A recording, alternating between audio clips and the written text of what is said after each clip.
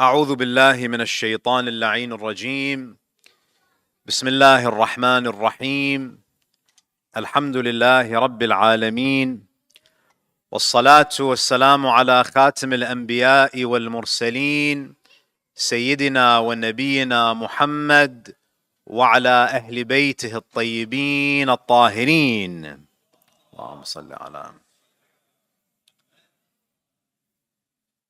ولعنة الله على أعدائهم ومنكر فضائلهم من الآن إلى قيام يوم الدين. رب اشرح لي صدري ويسر لي أمري واحلل عقدة من لساني يفقه قولي. Respected scholars, elders, my dear brothers and sisters, Assalamu alaikum wa rahmatullahi wa barakatuh. So we reach the point in the story of Yusuf alayhi salam where the Aziz, the husband of Zulaykha, he discovers both Zulaykha and Yusuf at the door that he opens as he's entering his palace. And after he comes to understand that his wife was unfaithful to him, and there was evidence to establish that she was the one who was trying to seduce Yusuf, his reaction is quite strange. The first thing that he is worried about is this becoming a public scandal. So he's more afraid of people finding out than the moral corruption that's happening in his home. So his first response is, Yusuf a'rid an hadha. Oh Yusuf, turn away from this, meaning pretend this didn't happen. And Allah subhanahu wa ta'ala wants us to understand that we should not be like this. We should not be people of ego, people who have so much pride that the only thing that we care about is our reputation in the eyes of people. That is the highest priority, because Aziz, he's thinking like a politician. As long as no one finds out, it's fine. He tolerates this corruption. If we can just have this door closed, please. Sallu ala Muhammadin wa ali Muhammad. Allahumma salli ala Muhammad. So he says, Yusuf a'rid an hadha. He tells Yusuf, pretend this did not happen. Don't speak about this to anyone. And then he turns to his wife. وَاسْتَغْفِرِي لِذَنْبِكِ. He says to his wife, ask for forgiveness. وَاسْتَغْفِرِي لِذَنْبِكِ إِنَّكِ كُنْتِ مِنَ الْخَاطِئِينَ. Ask for forgiveness, you made a mistake. So his reaction to the infidelity is quite mild. And this shows us that the Aziz of Misr, not only is he someone that only cares about what people say, but he lacks that protective jealousy that is necessary in men. This quality of ghayra. So initially, only 4 people were aware of this incident. Yusuf, Zulaykha, the Aziz, and the witness who is a relative of Zulaykha. And all of them, it was in their interest to contain this story. Now what ends up happening is the story gets out. Allah subhanahu wa ta'ala, He tells us in the next verse, verse number 30, وَقَالَ نِسْوَةٌ فِي الْمَدِينَةِ إِمْرَأَةُ الْعَزِيزِ تُرَاوِدُ فَتَاهَا عَنْ نَفْسِهِ. The women in the city are gossiping now. They are saying that the wife of Aziz, the wife of the minister, is trying to seduce her slave boy. And he's resisting her. Now the question is, how did the people find out? How is it now that it's public knowledge and the women of the city are now gossiping about it? Because only 4 were aware of this incident. And we know that Yusuf alayhi salam is not going to spread gossip. He made a promise. We can understand that he presumably promised Aziz that he would not say anything, but yet the story gets out. Now it seems that the way that the story broke and it went public is that because Zulaykha had actively been trying to seduce Yusuf for a long time, it was obvious to everyone in the palace that there was something going on between Zulaykha and Yusuf.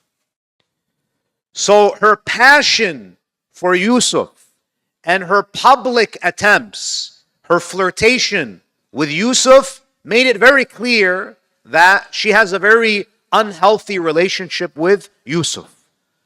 So they may not have been aware of that particular incident, but it was obvious to all of the maids and the servants that Zulaykha is indeed obsessed with Yusuf.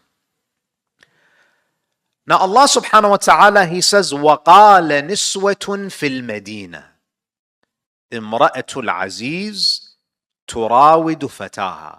Who are these women?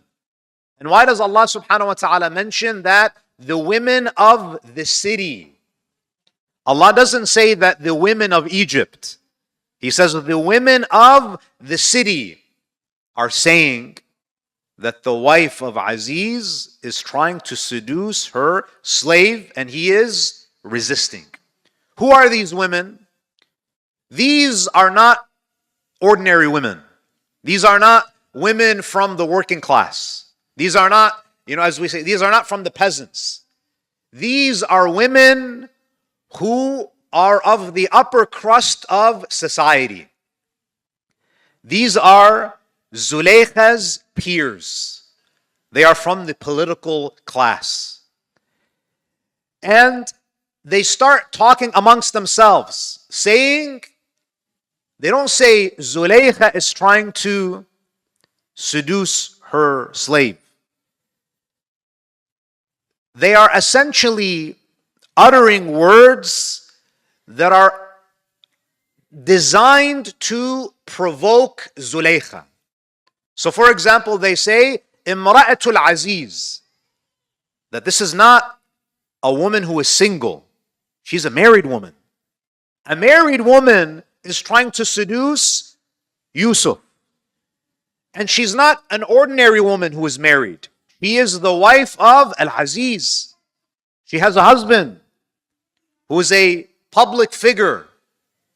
Imra'atul Aziz turawidu. They use the present tense verb. They don't say she tried in the past. No, she is continuously trying to seduce Yusuf. And then what else do they say? She's not trying to seduce a free man. This is a woman who's married to one of the most powerful men in Egypt, and she is chasing after not a free man, a slave. And he's not any slave.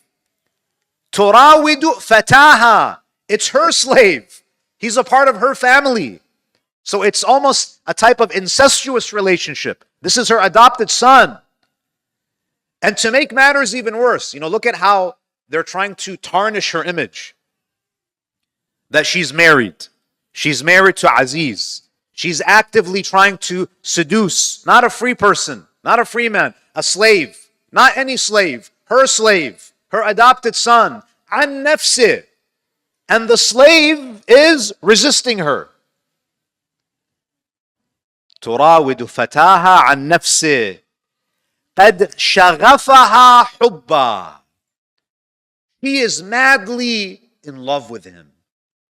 Shaghaf, it refers to the inner lining of the heart, meaning that the love that Zulaykha has for Yusuf has penetrated deep into her heart.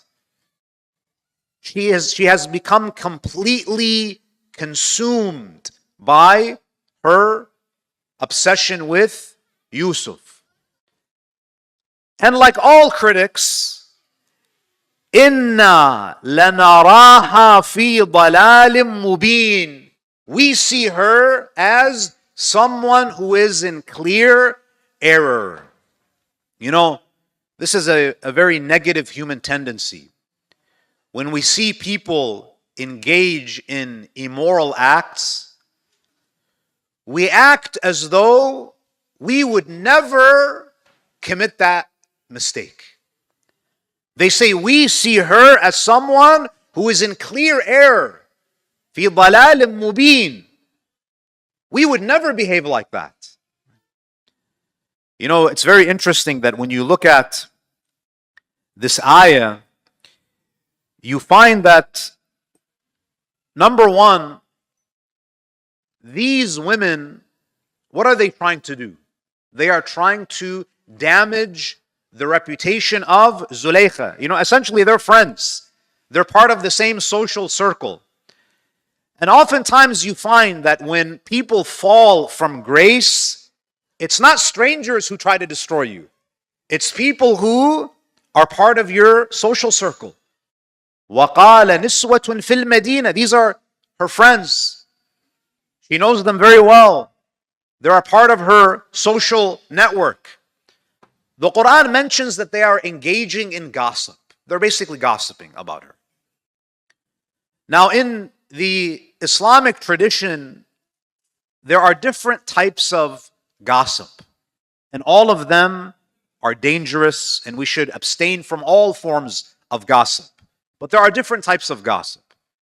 The first type of gossip is what many of us are familiar with, ghiba, which is to backbite. We have ghiba, backbiting. We have buhtan, which is slander. And then we have namima, which is to spread gossip. Now, when it comes to ghiba, we have a narration that's attributed to Imam al-Sadiq, salawatullahi alayhi. The Imam, he defines backbiting for us. He says, al-ghibatu an taqula fi akhika ma satarahu Allahu alayhi. Backbiting is to mention something, it's to mention a flaw, a mistake, a character fault that Allah has concealed. Meaning that when someone backbites, they're not lying. They're not inventing something that doesn't exist. They are exposing a fault, a flaw that Allah has concealed. For example, God forbid, someone appears to be a pious person in the community. And one day you walk by and you see that this person is sitting privately in their backyard and they're drinking a cup of wine, assuming that you know it's wine. Of course, if you see someone drinking something that looks like wine, you should give them the benefit of the doubt. But let's say, hypothetically, they take a sip and they say, wow, this is delicious wine. So it's obvious. This is, if you go and tell people that I saw such and such person drinking alcohol, wine in their backyard, you committed a sin. Because this is not public knowledge. They are committing a private sin and you are exposing it. This is ghiba. You might say, oh, but it's true. Yes, ghiba is true. If it's not true, if you're fabricating lies, this is called buhtan. This is a more serious crime. Because you're tarnishing someone's reputation by saying something that is untrue, that is false. This is buhtan. And the Quran also mentions another type of gossip, and that is the people who spread gossip. They attend a gathering where they hear someone backbiting another person or slandering. And oftentimes they are not the backbiters. They are the male men and the male women. they deliver it, right? And they are the best at same day delivery. They deliver the gossip to the affected party. Allah subhanahu wa ta'ala, He condemns such people because this tears apart the fabric of society. It creates discord. It creates animosity between mu'mineen. And there are some, they love for this gossip to spread. Allah subhanahu wa ta'ala, He issues a stern warning against those who spread gossip. It's bad enough to speak gossip, but we should not be people who are spreading gossip. Allah subhanahu wa ta'ala in Surah al-Nur, ayah 19, إِنَّ الَّذِينَ يُحِبُّونَ أَن تَشِيعَ الْفَاحِشَةُ فِي الَّذِينَ آمَنُوا. There are some people, they live for this type of drama. They enjoy it. The moment they get something, a report, some juicy gossip, slander, they will forward it. They'll spread it online. They'll share it in every WhatsApp group, and they think that they're not doing anything. Every time you hit that forward button, you are committing namima. You're spreading gossip. And what does Allah say about such people? There are some sins where Allah, He leaves you in this life, in the akhirah He punishes you. But Allah says about the spreaders of gossip, لَهُمْ عَذَابٌ أَلِيمٌ فِي الدُّنْيَا وَالْآخِرَةِ. Allah subhanahu wa ta'ala will severely punish these people in this life and the hereafter.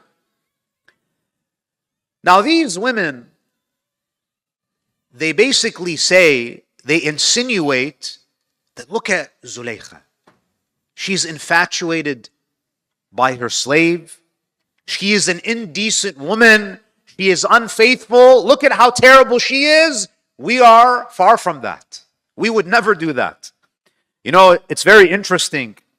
There's a narration from the Prophet sallallahu alaihi wasallam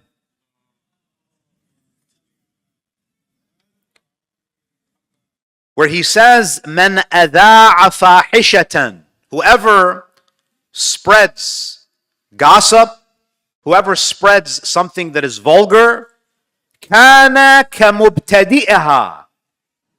The one who spreads gossip, the one who spreads indecency, is equal to the one who has committed it. So for example, God forbid, let's say that you come to know that these two individuals, they're having an affair. Let's say you discover this. And you decide to spread that gossip. On the day of judgment, Allah will punish you as though you are the one who committed that act. You are punished as if you are the one who committed adultery. You are the one who committed fornication. من أذاع فاحشة كان كمبتدئها ومن عير مؤمنا بشيء لم يمت حتى يركب.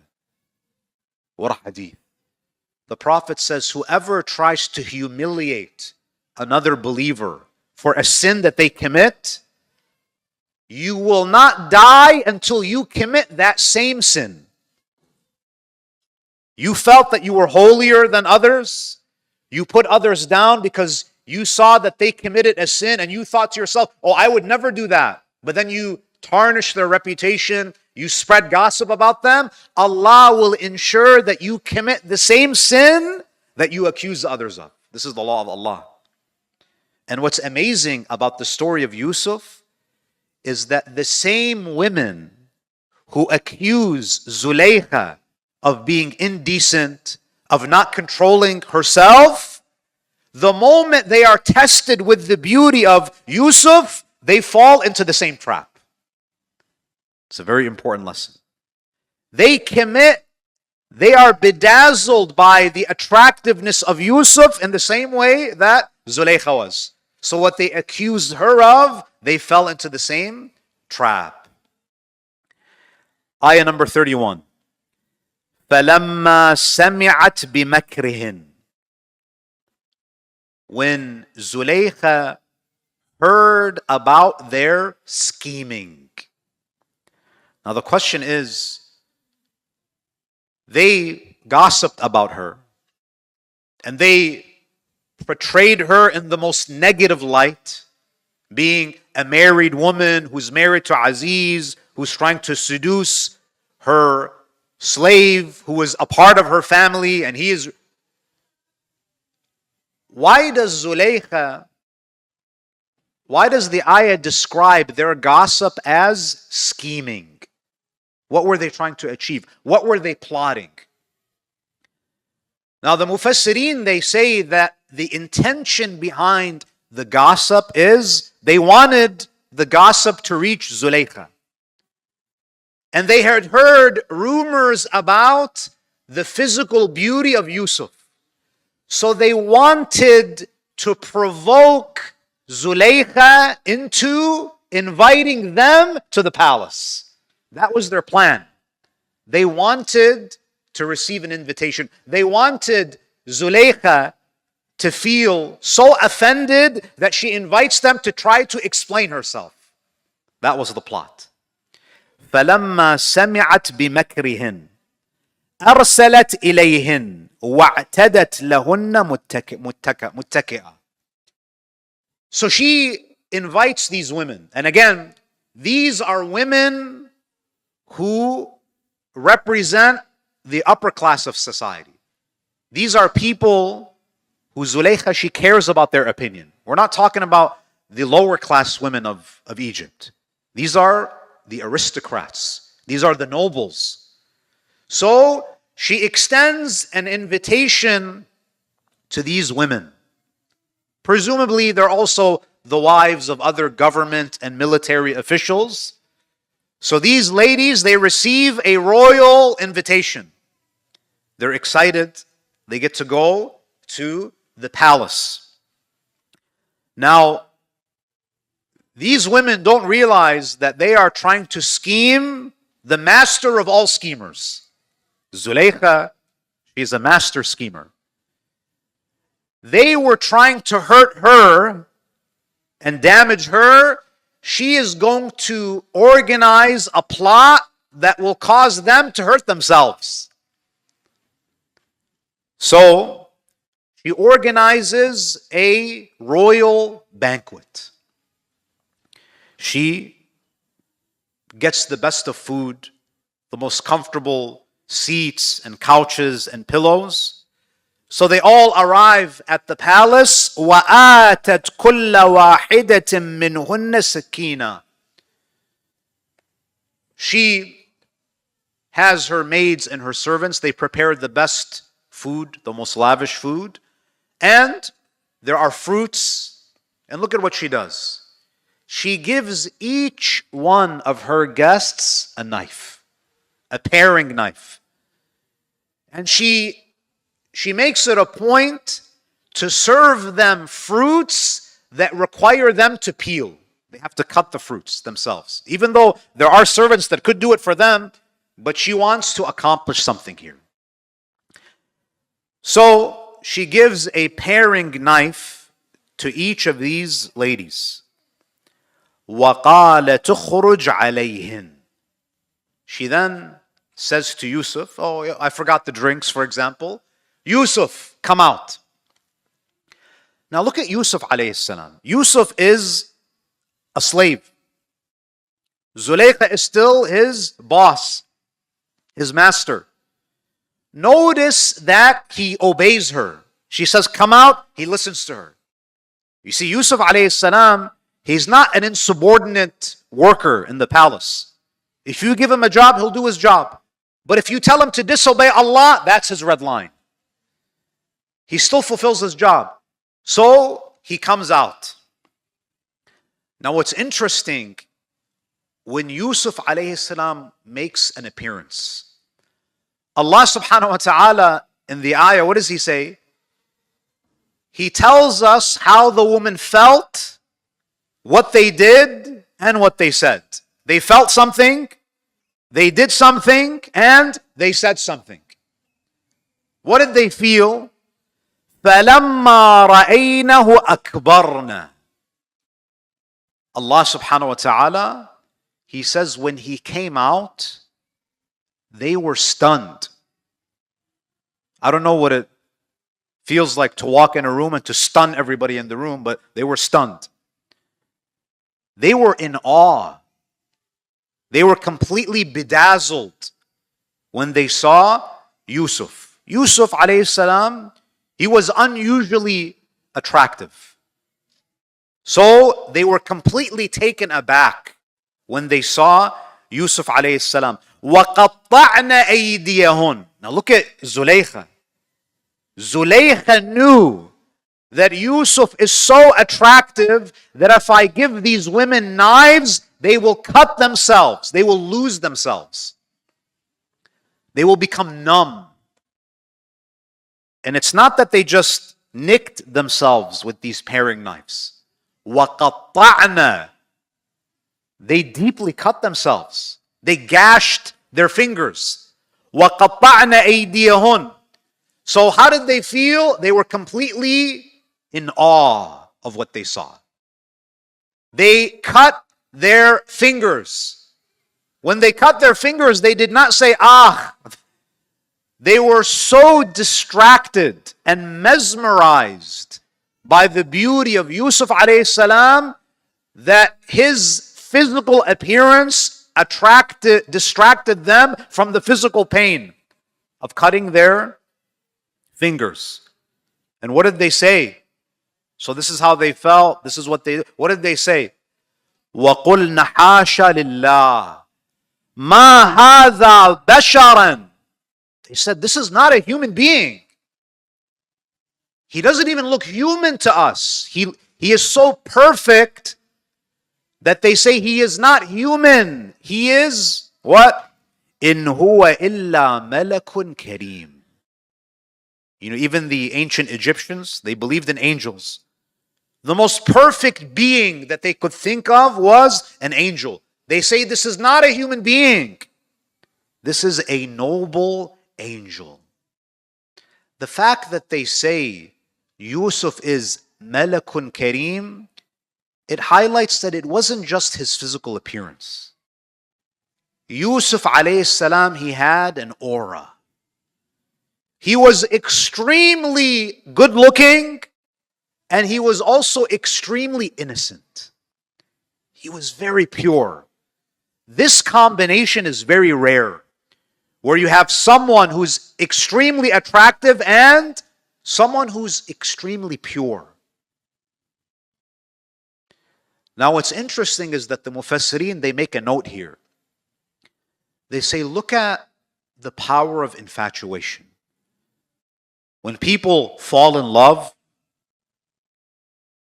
you know, as the saying goes, love blinds you. This is exactly the effect that it had on these women. They say, this is not a human being. In reality, he is a human being. They say, this is a noble angel. Well, he's not an angel. The love and the obsession, it blinded them. And this is what happens to people. When they're getting to know someone, they become blind. They become blind to the reality of the person. When someone is getting engaged, you might point out some problematic things in the other person. They're not able to see it. They only see what they want to see. They're completely blinded.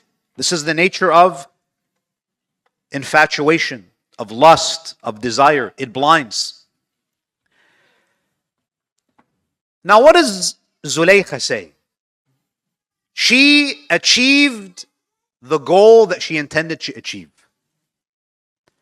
قالت فذلكن الذي لمتنني فيه. This is the man who you were blaming me about. Look at what happened to you. You saw him for a split second and you guys started to cut your fingers. You lost yourselves. You couldn't handle the sight of Yusuf. I have to live with this guy. You blame me? قالت فذلكن الذي لمتنني فيه وَلَقَدْ رَاوَدْتُهُ عَنْ نَفْسِهِ فَاسْتَعْصَمْ. She said, indeed, now that she has proven to her friends that Yusuf is indeed extraordinarily attractive. And they even realized that there's something different about him. So now they can't blame her anymore. They can't look down on her. You guys lost yourself after a split second. What would happen to you if you lived with him? If you saw him day in and day out? You wouldn't be able to control yourself. So what does she say? She becomes very audacious, very bold. She says, yes, I am the one who tried to seduce him. She says it. She's not admitting guilt. She's saying that I tried to seduce him. I am the master. He is the slave. And he had the audacity to tell me no. فَاسْتَعْصَمْ. And then what does she say? وَلَئِن لَمْ يَفْعَلْ مَا آمُرْهُ. I mean, when you're reading this verse, you're probably thinking, where's Aziz? Where is this guy? He's completely out to lunch. Instead of being more cautious, instead of creating some separation between Zulaykha and Yusuf, he's in a different world. And there are a lot of men, husbands, fathers who are like this. They're in a different world. He's thinking about his business. He's thinking about, the stock market while his house is on fire. He has no idea where his daughter is, where his wife is, what his kids are doing. Oblivious. This is Aziz.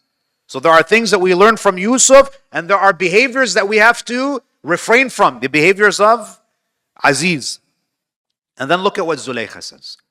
وَلَئِن لَمْ يَفْعَلْ مَا آمُرُهُ. If he does not do what I tell him to do, if he does not yield to my seduction, لَيُسْجَنَنَّ وَلَيَكُونَ مِنَ الصَّاغِرِينَ. She threatens him now. In front of all of her friends.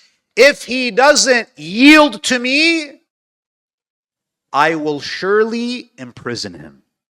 He will be imprisoned. Or he will be humiliated. Now, for those of you who are familiar with the Arabic language, when she mentions imprisonment, she uses tawqeed. She uses emphasis. La yusjananna. That noon, the lam, and the noon is for emphasis. She is certain that if he doesn't give in to her, she's going to throw him in prison. She's certain of this. She has the power to do that. But when it comes to the act of humiliating him, she doesn't use emphasis. She knows that she can throw Yusuf in prison, but she's not sure that she can humiliate him because Yusuf is a man of honor. She's not sure. Because he has so much nobility and honor, she says, I know I can throw him in prison. I might be able to humiliate him, but I am not sure. This is Yusuf alayhi salam, and inshallah, tomorrow night, we will look at the reaction of Yusuf. Now that he's being threatened with imprisonment, what does he do? This is the second time he is being aggressively pursued by Zulaykha. Inshallah, we'll reflect on the verses where Yusuf alayhi salam responds. وصلى الله على محمد وآله الطاهرين.